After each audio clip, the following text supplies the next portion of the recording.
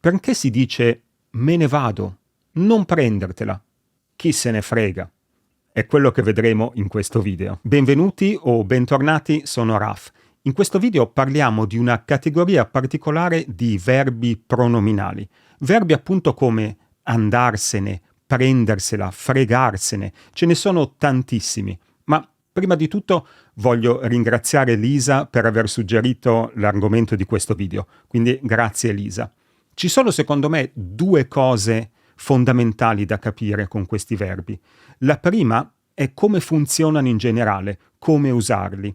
E la seconda, ovviamente, è il significato particolare di ogni verbo. Quindi vedremo come funzionano in generale dividendoli in 3 categorie e per ognuna di queste categorie vedremo alcuni verbi con il loro significato attraverso diversi esempi. Cominciamo con una definizione generale dei verbi pronominali.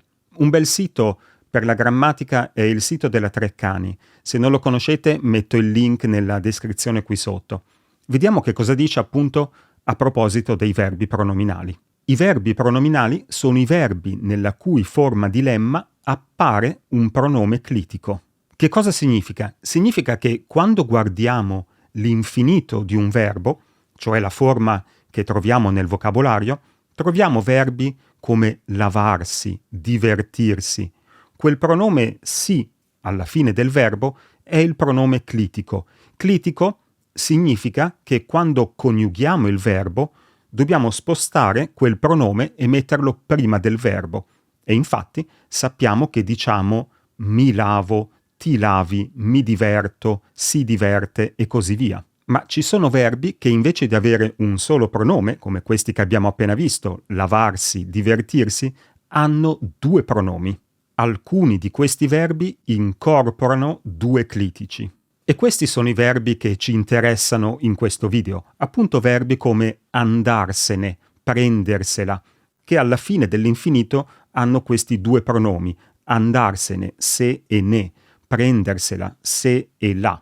Vediamo allora 3 categorie di questi verbi, i verbi con i pronomi se, ne, i verbi con i pronomi se, la e i verbi con i pronomi ce, la.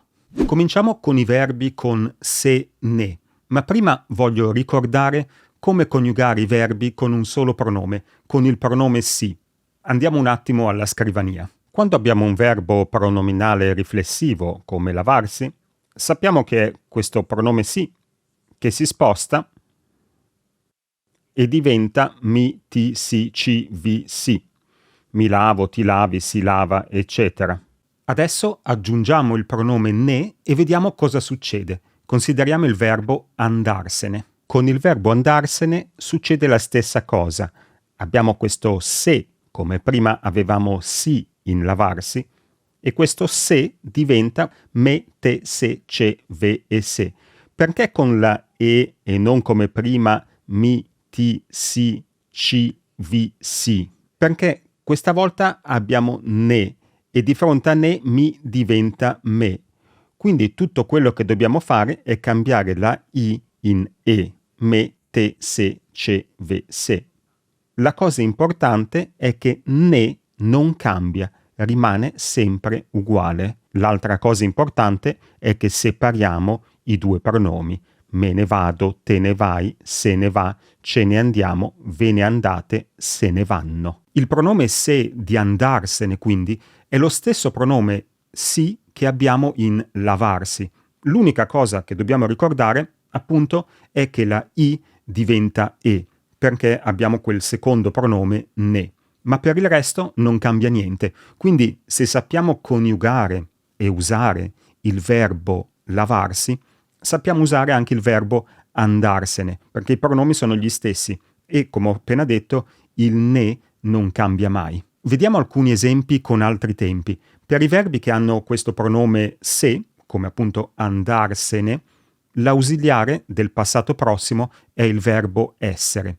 Quindi al passato prossimo diremo me ne sono andato. E in questo caso dobbiamo fare attenzione all'accordo, e l'accordo sarà con il soggetto maschile o femminile, quindi sarà me ne sono andato al maschile, me ne sono andata al femminile. Tutti i verbi che hanno questi due pronomi, se e ne, all'infinito, funzionano alla stessa maniera. Prendiamo il verbo fregarsene. Posso dire me ne frego, che significa non mi interessa.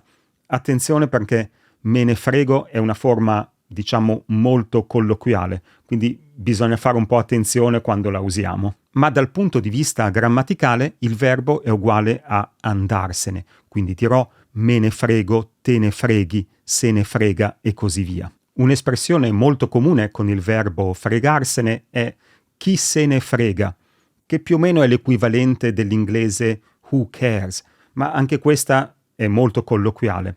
A volte questa espressione la troviamo scritta come una parola unica, chi se ne frega.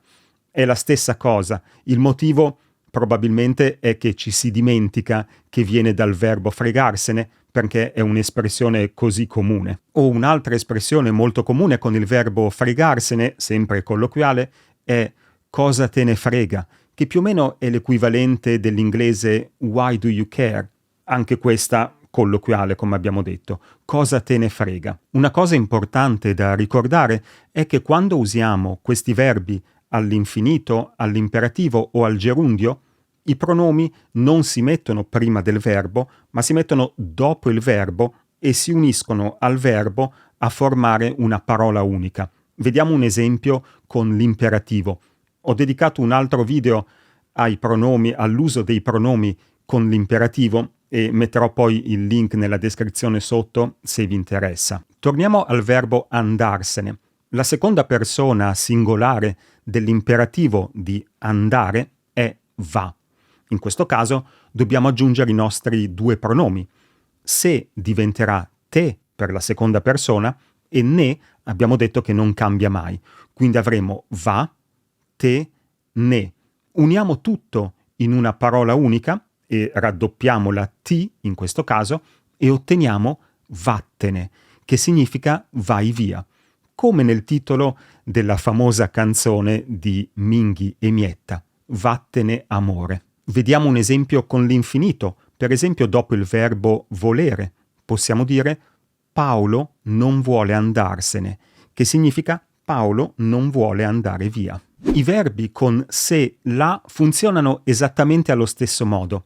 Quindi se diventerà me, te, se, ce, ve o se, e la non cambia mai, proprio come prima ne non cambiava mai. La non si riferisce alla persona che parla, quindi non dipende dal fatto se la persona che parla è maschile o femminile.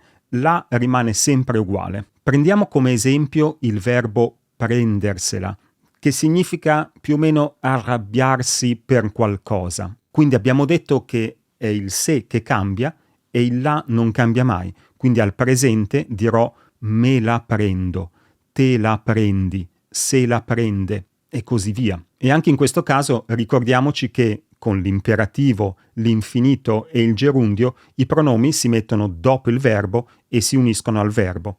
Vediamo un esempio con un imperativo negativo. Posso dire per esempio non prendertela, che significa non arrabbiarti. E lo ripeto, non prendertela è uguale al maschile o al femminile. Con il passato prossimo dobbiamo fare un po' attenzione.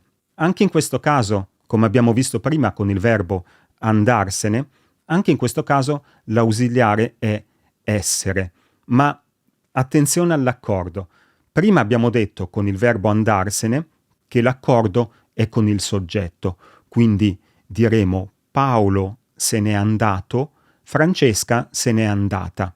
Ma con i verbi con se, la, il participio passato è sempre femminile, quindi diremo Paolo se l'è presa, Francesca se l'è presa. In tutti e due i casi il participio passato è femminile. L'ultimo gruppo di cui voglio parlare è quello dei verbi pronominali con i pronomi ce, la. E qui ho una buona notizia, perché ce, la non cambiano mai. Prendiamo come esempio il verbo farcela, che significa riuscire a fare qualcosa.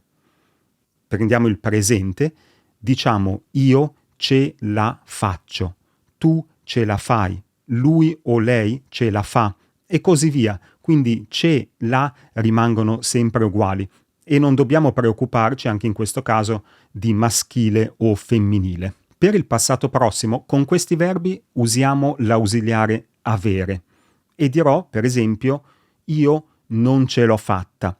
Attenzione all'accordo del participio. Ho scritto fatta al femminile perché l'accordo in questo caso non è con il soggetto, l'accordo è con il pronome la, che è uguale per tutti. Quindi, per esempio, dirò Paolo non ce l'ha fatta a superare l'esame di italiano o Francesca non ce l'ha fatta a superare l'esame di italiano. Quindi quel participio passato, fatta, femminile non dipende dal soggetto, ma appunto dal pronome la, che, come ho detto, è uguale per tutti. Anche in questo caso, naturalmente, con imperativo, infinito e gerundio, mettiamo i pronomi dopo il verbo e li uniamo al verbo. Un esempio con l'infinito, devo farcela, che significa devo riuscire. Un'espressione poi molto comune con il verbo farcela è l'espressione non ce la faccio più, che significa sono stanchissimo e si può usare in senso fisico, sono molto stanco fisicamente, non ce la faccio più, o stanco mentalmente, anche nel senso magari di non sopporto più una certa situazione, non ce la faccio più. Vediamo un esempio complicatissimo, ma che riassume un po' tutto quello che abbiamo detto. Me ne sono dovuto andare perché non ce la facevo più. In questo caso utilizziamo il verbo andarsene con il verbo dovere e quindi in un certo senso separiamo i pronomi me, ne dal verbo andare. Abbiamo poi il verbo dovere al passato prossimo e quindi me ne sono dovuto andare, rimaniamo con l'infinito del verbo. Me ne sono dovuto andare perché non ce la facevo più. In questo caso usiamo un imperfetto e può significare che ero stanchissimo fisicamente oppure può significare magari che ero al party di Natale e me ne sono dovuto andare perché non sopportavo più i miei colleghi. Grazie a tutti per avermi seguito, se vi è piaciuto il video lasciatemi un bel pollicione e se volete potete iscrivervi al canale. Ci vediamo nel prossimo video. Ciao!